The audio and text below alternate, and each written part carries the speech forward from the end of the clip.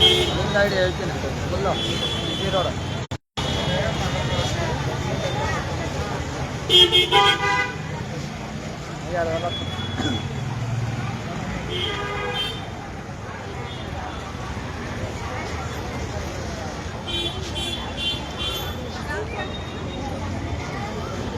ಸ್ನೇಹಿತರೆ ನಮಸ್ಕಾರ. ನಿನ್ನೆ ಏನು ಒಂದು ಘಟನೆ ನಡೀತಾ, ಒಂದು ಏನು ಆಟೋ ಚಾಲಕನಿಗೆ ಒಂದು ಹಿಂದಿ ಮಹಿಳೆ ಚಪ್ಪಲಿಯಿಂದ ಹೊಡೆದ್ರು. ಆ ಜಾಗದಲ್ಲಿ ನಾವು ಇವತ್ತಿದ್ದೀವಿ. ಇಲ್ಲಿ ನಮ್ಮ ಎಲ್ಲ ಆಟೋ ಸೇನೆಯ ಹಾಗೂ ಉಳಿದ ಎಲ್ಲ ಸಂಘಟನೆಯ ಅಧ್ಯಕ್ಷರುಗಳು ಚಾಲಕರು ಇದ್ದಾರೆ. ನಮ್ಮ ಸುನಿಯಣ್ಣ ಇದ್ರ ಬಗ್ಗೆ ಎರಡು ಲೈವ್ ಮೂಲಕ ವಿಚಾರ ತಿಳಿಸ್ಕೊಡ್ತಾರೆ. ಅಂದರೆ ಇದು ಒಂದು ಬಿಸಿಯೆಸ್ಟ್ ಪ್ಲೇಸ್ ಇಲ್ಲಿ. ಆ ವಿಚಾರದ ಬಗ್ಗೆ ಒಬ್ಬ ಚಾಲಕನ ಕೊಡೋದ್ರು ಕೂಡ ಈ ಜನಗಳು ಸ್ಪಂದನೆಯಾಗಿತ್ತು. ಇಲ್ಲಿ ನಡೆದಂಥ ಘಟನೆ ಏನಿಲ್ಲರಿ, ಆಲ್ರೆಡಿ ಸ್ಥಳ ಮಾಜೂರಾಗಿದೆ. ಇವತ್ತು ಈಗ ಕ್ಷಣ ಸ್ಥಳ ಮಾಜೂರು ಮಾಡ್ಕೊಂಡು ಪೊಲೀಸರು ಹೊರಟಿದ್ದಾರೆ. ಆ ವಿಚಾರವಾಗಿ ಸುನಿಯಣ್ಣ ಹೇಳಿ ಮಾತಾಡ್ತಾರೆ. ನಮಸ್ಕಾರ, ಬೆಂಗಳೂರು ಆಟೋ ಸೇನೆಯಿಂದ ಸುನಿಲ್ ಮಾತಾಡ್ತಾ ಇದ್ದೀನಿ. ನೋಡಿ, ಇದು ತುಂಬ ಎಷ್ಟು ಬೀಡಿದೆ ನೋಡಿ. ಅಲ್ಲಿಂದ ಇಲ್ಲಿವರೆಗೂ ಇಲ್ಲಿಂದ ನಮ್ಮ ಇಂದ್ರನಗರಕ್ಕೆ ಹೋಗುವಂಥ ಪ್ರತಿಯೊಂದು ಸ್ಥಳ ಇದೆ. ಎಲ್ಲರೂ ಕೂಡ ಶಾರ್ಟ್ಕಟ್ಗೋಸ್ಕರ ಇಲ್ಲೇ ಉಪಯೋಗಿಸ್ತಾರೆ. ಈ ಬೆಳ್ಳಂದೂರಿನ ಈ ನಗರ ಇವತ್ತು ಶನಿವಾರ ಆಗಿದ್ದಕ್ಕೆ ಸ್ವಲ್ಪ ಇವತ್ತು ಭಾನುವಾರ ಆಗಿರೋದಕ್ಕೆ ಒಂದು ಸ್ವಲ್ಪ ಇಷ್ಟು ಇದು ಬೀಡಿದೆ. ಅದೇ ನಿಮಗೆ ಶನಿವಾರ ಹೊತ್ತು ವೀಕ್ ಡೇಸ್ ಏನಿರುತ್ತೆ ಅದ್ರಲ್ಲಿ ತುಂಬ ಮಟ್ಟದ ಒಂದು ಓಡಾಟಗಳಿರುತ್ತೆ. ತುಂಬ ಇಲ್ಲಿ ಓಡಾಡೋದು ಜನಸಂದಣಿನೇ ತುಂಬ ಇರುತ್ತೆ. ಅದರಲ್ಲಿ ನಿನ್ನೆ ನಡೆದಂಥ ಒಂದು ದುರ್ಘಟನೆ ನಮ್ಮ ಕರ್ನಾಟಕಕ್ಕೆ ಅಪಮಾನ ಆಗೋ ರೀತಿಯಲ್ಲಿ ಒಂದು ನಡೆಯಿತು. ಅದನ್ನು ನಾವು ಸತತವಾಗಿ 2 ತಿಂಗಳಿಂದಲೂ ಖಂಡಿಸ್ತಾ ಇದ್ದೀವಿ. ನಮ್ಮ ಬೆಂಗಳೂರಿಗೆ ಏನಾಗಿದೆ, ಬೆಂಗಳೂರಿಗೆ ಬಂದಂಥ ಈ ಹಿಂದಿವಾಲಗಳಾಗಿರ್ಬೋದು, ಇಲ್ಲ ನಾರ್ತ್ ಇಂಡಿಯನ್ಸ್ ಆಗಿರ್ಬೋದು, ಯಾರು ಇದಕ್ಕೆಲ್ಲ ಕಾರಣಕರ್ತಾರೆ ಇವರು.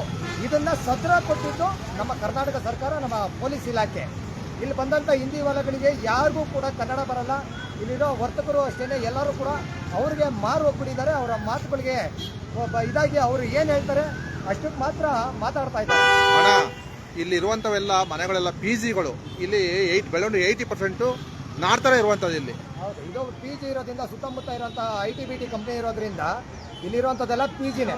ಇಲ್ಲಿ ನಡೆದಂಥ ಒಂದು ಘಟನೆಗೆ ಆಕೆ ನಮ್ಮ ಚಾಲಕನ ಮೇಲೆ ಚಪ್ಪಲಿಯಲ್ಲಿ ಹೊಡೆದಂಥದ್ದು ಅವಾಮೀನ ಘಟನೆ. ಅದು ಯಾರೇ ನಮ್ಮ ಚಾಲಕ ಇಲ್ಲೇ ಬಂದರು, ನಮ್ಮ ಚಾಲಕರಿಗೆ ಮಾಡಿದಂಥದ್ದು. ಇದು ಬರೀ ಮಾತಲ್ಲಿ ಇವಾಗ ದೊಡ್ಡ ಮಟ್ಟದಲ್ಲಿ ನಿನ್ನೆ ವೈರಲ್ ಆಗಿದ್ದಕ್ಕೋಸ್ಕರ ಆಕೆ ಇವತ್ತು ಬಂದು ಸ್ಟೇಷನಲ್ಲಿ ಹೇಳ್ತಾ ಇರೋಂಥದ್ದು ನಾನು ಗರ್ಭಿಣಿ ಅಂತ. ಇವರಿಗೆ ಒಂದು ಗರ್ಭಿಣಿ ಅನ್ನೋದು, ಒಂದು ಗರ್ಭಿಣಿ ಹೆಂಗಸಿ ಯಾವ ರೀತಿ ಇರಬೇಕು?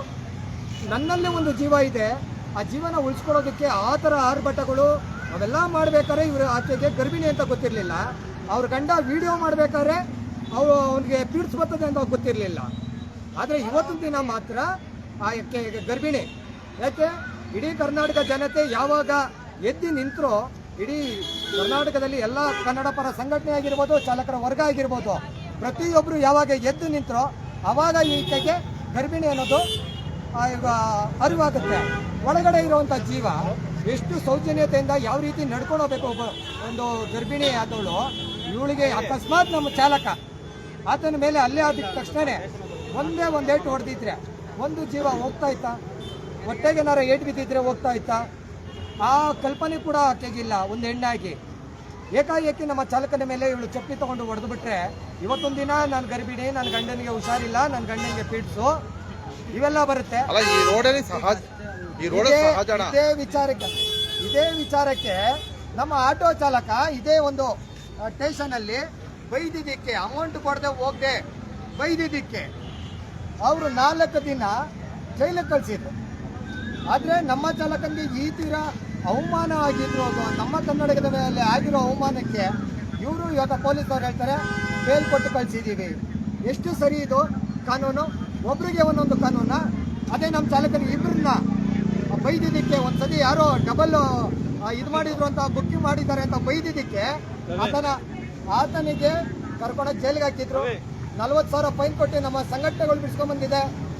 ಅದಕ್ಕೆಲ್ಲ ನಿಮಗೆ ಬೇರೆ ಕಾನೂನು, ಇವಾಗ ನಮ್ಮ ಚಾಲಕನ ಮೇಲೆ ಆಗೋಂಥದಕ್ಕೆ ಬೇರೆ ಕಾನೂನು.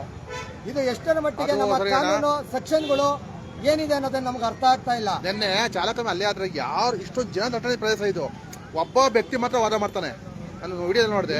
ಇದೇ ಸ್ಥಳದಲ್ಲಿ ನಾವು ನೋಡಿದಾಗ 2 ವ್ಯಕ್ತಿಗಳು ವಾದ ಮಾಡ್ತಾ ಇದ್ರು. ಆಕೆಗೆ ಏನಕ್ಕೆ ಹೊಡೆದೆ ನೀನು, ನಿನಗೆ ಟಚ್ ಆಗಿದ್ರೆ ನೀನು ಪೊಲೀಸ್ ಅಂತ ಒಂದು ಇಬ್ಬರು ವ್ಯಕ್ತಿಗಳು ಇದೇ ಸ್ಥಳದಲ್ಲಿ ಆದಂಥದ್ದು ಹೇಳಿದ್ರು. ಅದನ್ನ ನಾವು ಅವ್ರಿಗೆ ಒಂದು ಇದನ್ನು ತೋರಿಸ್ತೀವಿ.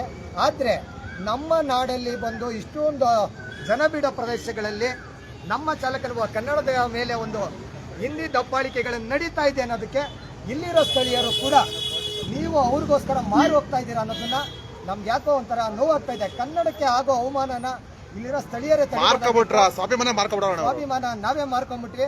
ಇವತ್ತೊಂದು ದಿನ ಒಬ್ರು ಮುಂದೆ ನಿಂತು ಮಾತಾಡ್ತಾ ಇಲ್ಲ, ನಮ್ಗೆ ಅದು ಕೂಡ ನೋವಿದೆ. ಆದ್ರೂ ಯಾರೇ ಬಂದು ಮಾತಾಡದೆ ಇರ್ಲಿ, ಚಾಲಕನ ವರ್ಗ ಇದೆ, ಚಾಲಕನ ಉಳಿಸ್ಕೊಳ್ಳೋ ರೀತಿಯಲ್ಲಿ ಚಾಲಕನಿಗೋಸ್ಕರ ಹೋರಾಟ ಮಾಡೇ ಮಾಡ್ತೀವಿ. ಆಕೆಗೆ ಈ ಕರ್ನಾಟಕ ಬಿಟ್ಟು ಗಡಿ ಪಾರ್ ಮಾಡಲೇಬೇಕು ಅನ್ನೋದು ನಮ್ಮ ಹೋರಾಟ ಇದೆ. ನಾಳೆ ಕೂಡ ಫ್ರೀಡಂ ಪಾರ್ಕಲ್ಲಿ ಈ ಚಾಲಕನ ಪರವಾಗಿ ಒಂದು ಫ್ರೀಡಂ ಪಾರ್ಕಲ್ಲಿ ಹೋರಾಟವನ್ನು ಮಾಡ್ತಾ ಇದ್ವಿ.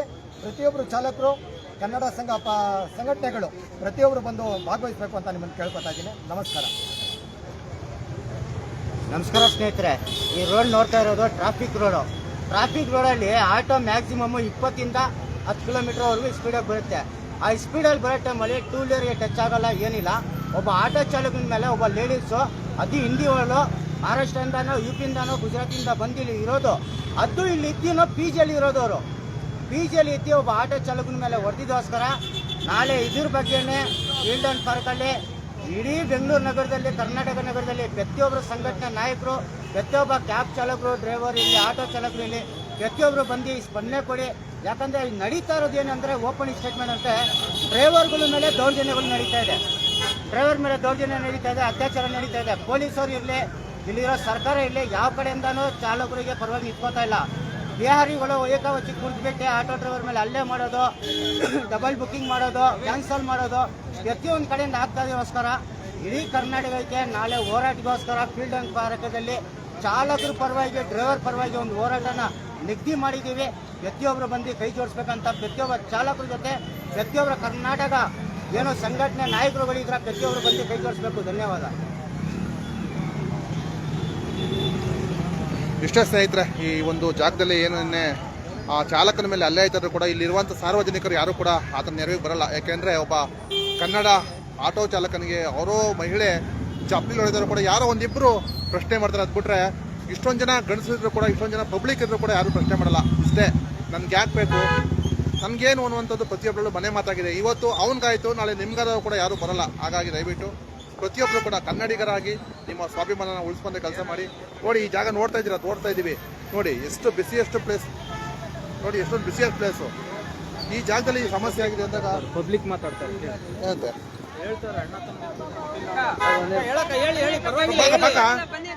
ಬನ್ನಿ ನೋಡಿ, ಅವಕ್ಕ ಹೇಳ್ತಾ ಇದ್ದಾರೆ, ಅವ್ರಿಗೂ ಬಹಳ ಬೇಸರ ಆಗಿದೆ.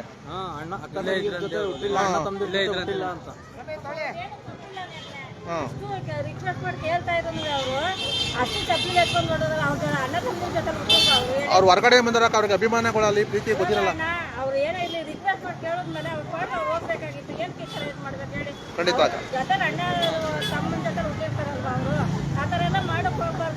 ರಿಕ್ವೆಸ್ಟ್ ಆಯ್ತಾ ಹೋಗ್ಬಿಡ್ಬೇಕು. ಇವಾಗ ಎಲ್ಲರಿಗೂ ಪ್ರಾಬ್ಲಮ್ ಅಲ್ವಾ? ಅದೇ ಒಂದು ಹೆಣ್ಣು ಜಾತಿಗೆ ಅವಮಾನ ಆದಾಗ ಆಯ್ತಾ. ಖಂಡಿತ ಒಳ್ಳೆ ಮಾತು ಹೇಳಿದ್ರಿ. Thank you.